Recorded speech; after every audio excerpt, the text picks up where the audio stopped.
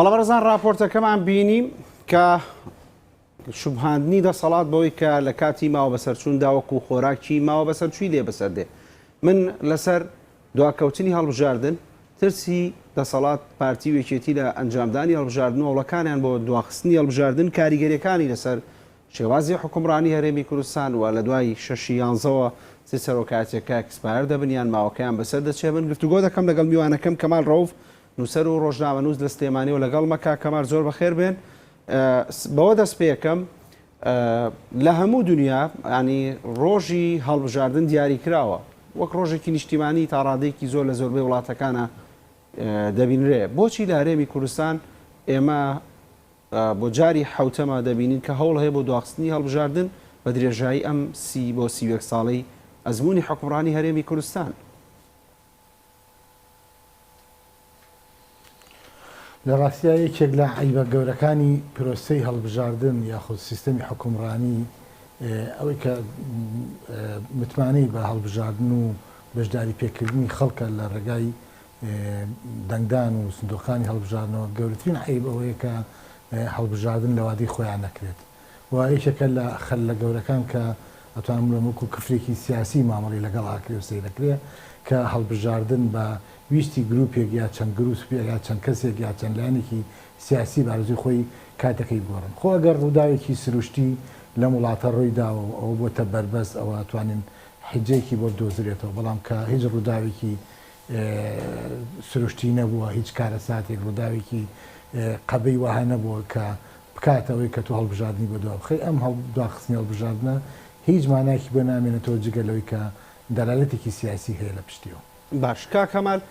خۆت ئاماژەت بە شتێکی ینی منطقی کرد لە هەموو دنیاە کاتێک کە دەوڵەتێک دەچێتە جنگەوە یان کارەساتێکی سروشتی وەکو خۆت باسی کە ڕەنگە بتوانرێت وادەی هەڵبژاردن دوا بخرێت و ئەو دواخستنەش هەمیشە بۆ کاتێکی نزیکە بێ. ینی زۆربەی وڵاتانی دنیا کاتێک تووشی قەیرانێک دەبن وادەیەکی پێشوەختە دیارەکەن بۆ هەڵبژاردن بەبەستم لێ ئەزمەکە بە کۆمەڵێک ڕێکاری تەندروست چارەسەر دەکەن. ئێمە یانی یەکێتی و پارتی چ بیانوویکیانی هەڵبژاردن دەکەن لەم کاتەیە؟ لە منتیقاوە نییە کە هیچ بەهانێکی ویان قانعکەرانیان هەبێت کە هەڵبژاردن دوا بخەن جگەل لەوەی کە هەز بە گرفتی خۆیانەکەن، هەز بەوە دەکەن کە پارتی یەکێتی بە تایبەتی ئەم حکوومەتە کە قەرار بۆ حکوومەتێکی بەهێز بێت، حکوومەتێ بێت کە خاوەنی بەڵێنەکانی خۆی بێت و هەستەکەن کە نەک لە ئاستی ئەو بەڵێنانە نەبوون کە لە هەڵبژاردننی پێشترا بە خەڵکیان داوە. ئەتوانم بڵێم چەند هەنگاوێکی چوونەتە دواوە چکە ئەو غۆبنەی کە ئیسا لە هەندێک ناوچە دروست بووە ئەمایی نیگەرانی زۆری لێکەوتێتەوە. مەسەڵەن بۆ نمونە تۆ سیرکە ینی شارێکی وەکو سلێمانی خەریکە دەخینکێنرێ، ینی نە پرۆژەی تیا بەڕێوە دەچێت نە ئەو ئیمکاناتەی کە لە داهاتی نەوت و لە داهاتی نیشتیمانی لە هەرێمی کوردستان دێتە خەزێنی حکوومەت بۆی خەرجەکرێت، لە شارەکەی پێ دەکرێت. تەنانەت لە بڕیاری سیاسی شارساگە دقت بیت ئەگەر وەکو ئەو حساب بکەیت کە ئەمە دوو لایەنی سیاسین ئیدارە حکومڕانی هەرێمی کوردستان دەکەی، هەستەکەی کە هەموو بڕیارەکان کەوتۆتە دەست گروپێکی بچووکی لایەنێکی دیاری کراوە. ئەمە غوبنێکی گەورەی دروست کردووە کە کۆی دەنگەکانی پێشووی هەڵبژاردننی پێشکۆکەیتەوانە ناکاتە لە ساعت 10 و 15 خەڵک لە دەنگدانەکە دەنگیان بۆواندا بێ. ینی ناکرێت کۆمەلگایەک ئاوا چاوەڕێ بکرێت بە نیسبەتێکی کەمی دەنگدەریانەوەنێ کە شارەکەیەکی ئەتوانم بڵێم گوماناویش بووە تا ڕادەیەکی زۆر بڕیاری کۆتایی و بکوژ و ببڕی ئەم وڵاتە لە دەست گروپێکی وها بمێنێتەوە یاخۆ لە دەست حکومڕانێکا بێنێتوانێت کە ناتوانێت بۆ خۆی ساغڵم بێت. هەر ئەوەی کە ئاماژە بۆ دەکرێت کە گەندەڵی هەیە، فەسادی هەیە لە ناوچە سنووریەکان و مەرزەکان، ئەوەی کە بۆ خۆی میزانیە چەند ساڵە تەسلیمی پەرلەمان ناکرێت و میزانەکە بە عەشوایی پارەداهات خەرجەکرێ و کەس نازانێت چۆن لێ دەکرێت و ئەوەی کە نەوت لە 25 دۆلار بێ هەر موچەنی و نەوت بگاتە 120 دلار کار موچەنیە. ئەمانە کۆمەڵێک پرسیاری زۆرە لای هاوڵاتیان دروست بووە. ئەوانیش هەست بە نیگەرانیەکەن بۆیە بەشێک لە یاریەکە ئەوەیە کە لەم ماوەکەمەی کە ئەوان دیارەکەن بۆ تەجیلکردنی یاخود دواخستنی هەڵبژاردن بتوانن قەرەبووی ئەوانە بکەنەوە کە من پێم وایە ناکرێت و بۆ ئاسانی بۆیان قەرەبووش ناکرێت هەر جۆرە دواخستنێک هیچ هاوکارێکی پارتیویشێتی دەکا بۆ چزانم بۆ بیانوانی کە هەیەە چونکە تۆ ئەزمونێکی خراپی حکمڕانی دەبینیت بارگرانێکی زۆر بەسەر ژیانی هاوڵاتیەوە بینیت تەنات بەراورد بە 4 ساڵی ڕابردووش هیچ هاوکاریەکی پارتیویشێتیەکە ئەگەر هەڵبژاردنەکەشیان دواخست هیچ سوودێکی دەبینی وڵا ئەمڕۆ لەو کۆربەندی ئابوووریە کاقوبات بەڵێ کاقوبات قسێکی زۆر جوانی کرد کە من پێم وابێ زۆر لەجێی خۆیان بۆ ئەوژەوەی کاڵەیە متمانە بە ئاسانی بەدەست نایەتەوە بەڵام لە دەزانی متمانە بە ئاسانی دەزەچێت ئەم وڵاتە خەڵکی ئەم وڵاتە 30 ساڵە تووشی بێ متمانەی بوون لە ئەنی ئەمە چۆنڵیت کەڵەکەبووی پاشخانی سیاسی و ئیدارە و حکمڕانی پارتیویەکێتیە خۆ خەڵک لە خۆڕایی نیگەران نەبووە ئەنی خۆ خەڵک پێشتر دەنگیاوە بەم حیزبانە و پشتیوانی کردوون ینی هەردوو لەم حیزبە دنیای کشەیدیان هەیە بەڵام ئێستا کە خەڵک ئەوە تووشی ئەو نیگەرانیە بووە ئەوە بارتەقای ئەو هەڵس و کەوتە سیاسی و ئەو کارانەیە کەوان لە حکومڕانی خۆیان ناکردویانە من پێم وانە قەرەبووی ئەنێمە تقریبا ئەچێتە بابی نوکتەیەکی گاڵتە ئامێزەوە کە هەندێک کەس پێیان وایە ئێمە بە سرودی نیشتیمانی ئەتوانین ئاستی نیشتیمان پەروەری خوێنکار و دایک و کەس و کاری خوێنکاران بە 3 ڕۆژ بەرزکەینەوە ئێمە 3 ڕۆژی ئێمە 30 ساڵە خەڵک هاوارەکات دەنگ بەرزەکاتەوە ڕخنە دەگرێت و لە بەرامبەریشا 30 ساڵە گوێی لێ ناگیرێت پشتگوێ دەخرێت ئێمە لەکرێت ئەنی واگە چەند مانگیش دواکەوت من پێم وانێ ئەو بتوانێت قەرەبووی ئەو پاشخانە سیاسیە خراپە تا ڕادەی فاشیلە قەرەبوو بکاتوانە کە ئەوان بەتەمان باش هەندێک جار هەندێک گوڵامی کەسە حیزبیەکان لە پارتیش و لەیەکێتی ژەویستین کە ینی بۆ نمونە میهارە میوانێک لە نارتیڵێت خەڵک شانسیە کە سەرۆکی ئەم کابینەی مەسرور بارزانانی هەر خۆمان لە پانۆراما میوانێکمە و پێی وابوو کە ئەم کابینەیە ینی شتێک نەماوە نیکە ئەنی ئەم جۆرە لە وەڵام پێت وایە کە واقعیە لەگەڵ واقعی ئێستا ینی دێتەوە هەر بەڕاستی کابینی وەنە باش بوو کە ماسمان پێ نەکردەوە ئێمە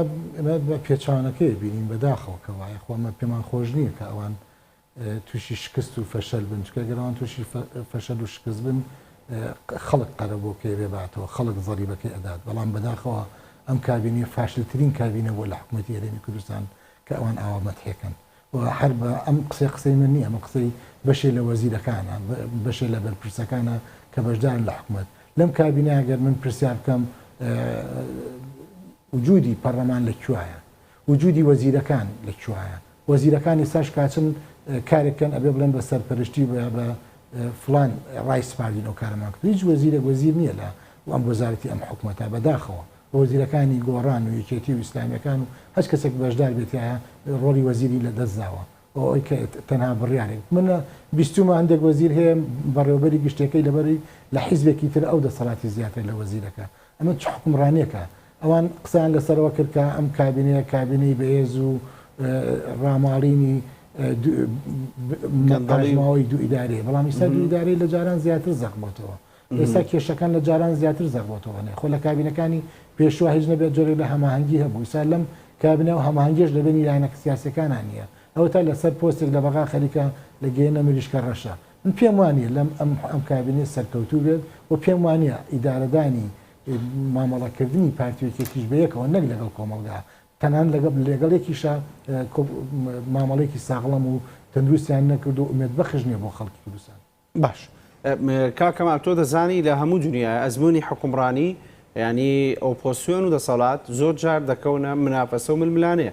بۆ نمونە ئۆپۆسیۆن لە ماوەکانی ڕابردوو تیان 22 میلیارد دلار دیار نیە لە 3 ساڵی ڕابردووی حکومڕانی تەبێژی حکوومەت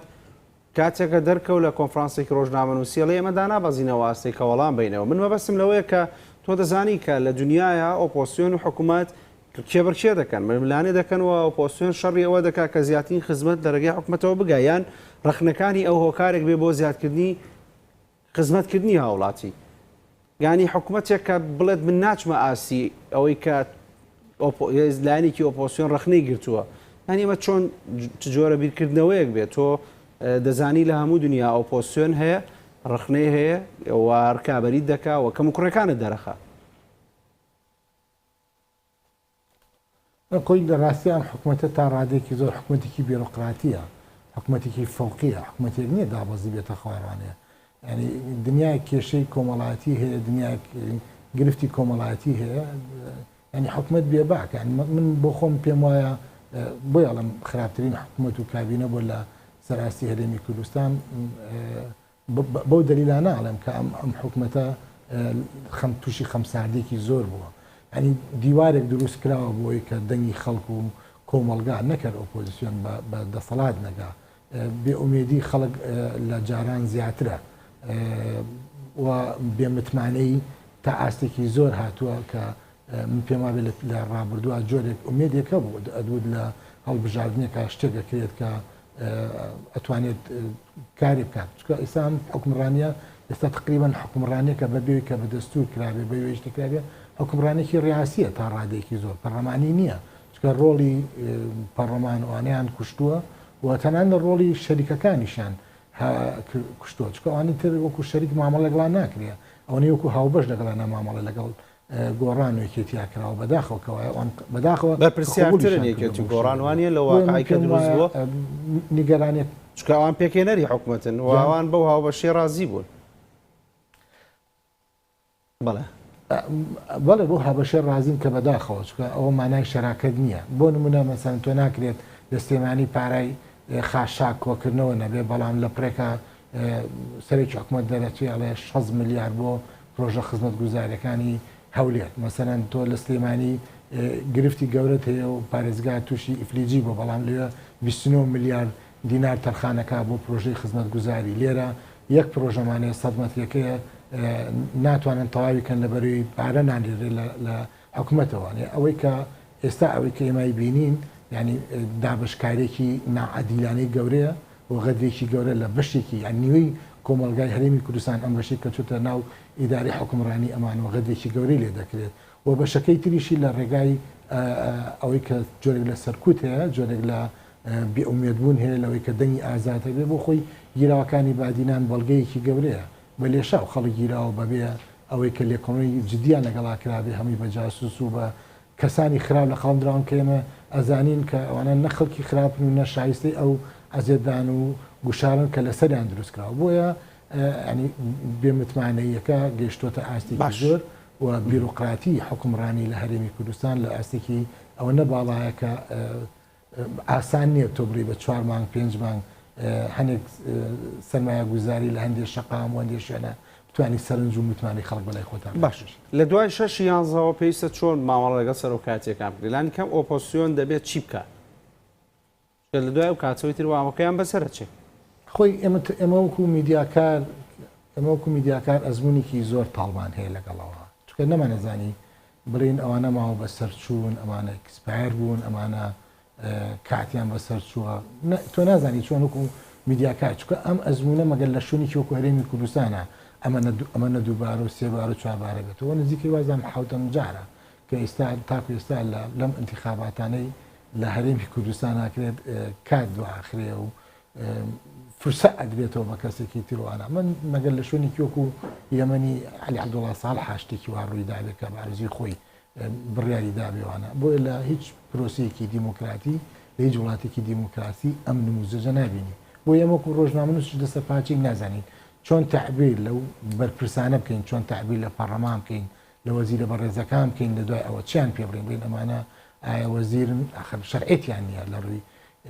یاساییەوە، شەرعێتیان نییە. خۆ ئەگەر درێژکردنەوە ئەوە نەکارێکی ئاسان بێ و ئەوە نەکارێکی ڕۆتین و نۆرماڵ بێت لە وڵاتانەش ئەمان بینی چەند جارە دووبارە بێتەوە، کە دووبارە نابێتەوە دلیل و بەڵگەی ئەوەیە کە ئەمە کارێکی نەکردەیە، ئەمە لە دەروی گەمەی سیاسی دیموکراسیە. باش ئۆپۆسیۆن چی بکات؟ ینی چۆن بتوانێت تۆ ئەمەد ناوناکە قورسە تەنان بۆ میدیاش قورسە چ ناوێک لەمانە ئەنی ئۆپۆسیۆن پێویستە چی بکات؟ چۆن مامەڵە بکات لە دوای ئەو وادەوە؟ وەڵاهی بڵێم چی من وەکو تەحلیلی خۆت ڕادێکی زۆر ینی بەڵێ من بە تەحلیلی خۆم پێم وابێ ئەوانەی کە لە دەروی دەسەڵاتن ئەکرێت هێز و تاقە و توانای خۆیان کۆکەنەوە و شەڕی کورسی نەکەن ئەوەی شەڕی گۆڕینی سیستەم بکەن چکە شەڕی کورسی لە پارتیویەکەتی ناباتەوانێ ڕاستە بوونی کورسی زۆر و گرنگی دەدا بە پرۆسەکە بەڵام لە ئەساسەوە جەوهری شەڕەکە بێ شەڕی گۆڕینی ئەم سیستەم و حکومڕانە بێت چکە وەکوی کە پێشتر بیستمان دەڵێت تۆ 50 کورسی بێ چلێتە بێ و بیستە بێ وەکو یەک وایە من پێما بێ شەڕەکە بێتە شەڕی گۆڕینی سیستەمەکە و حکومڕانی و جەوهرەکە ئەمە بێت و ئەمە هەم دەنگیشی پێکۆکرێتوانێ چکە تۆ باشە بە چ میکانیزمێک ئەمە بکەن کاکەمان چ میکانیزمێک بەکاربێنن بۆ ئەوەی کە تۆ یڵێ چ میکانیزمێک بەکاربێنن بۆی کە تۆ مشکلم لەگەڵ ئۆپۆزیسیۆنی شاه ئەوەیە کە ئۆپۆزیسیۆنی ئێستاش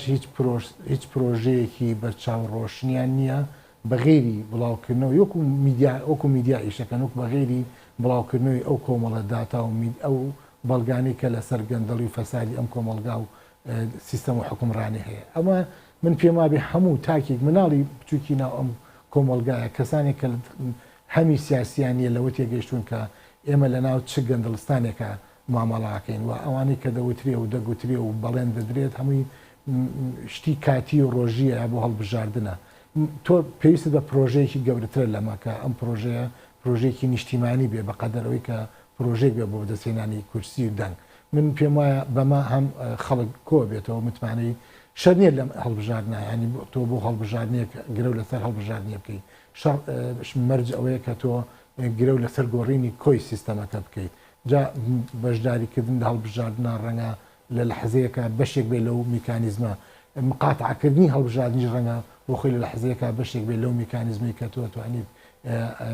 سەرنجی کۆمەلگای پێ ڕاکێشیت و بە دنیای دەروی خۆشت بڵێ کە من بەشداری ناکەم ئەمە هۆکارە کە بەشداریەکەم بەم هۆکارانە بەشداریەکەم پێم وابێ ئەمە پێویستی بە پرۆژێکی بەرچاوڕۆشنی هەیە و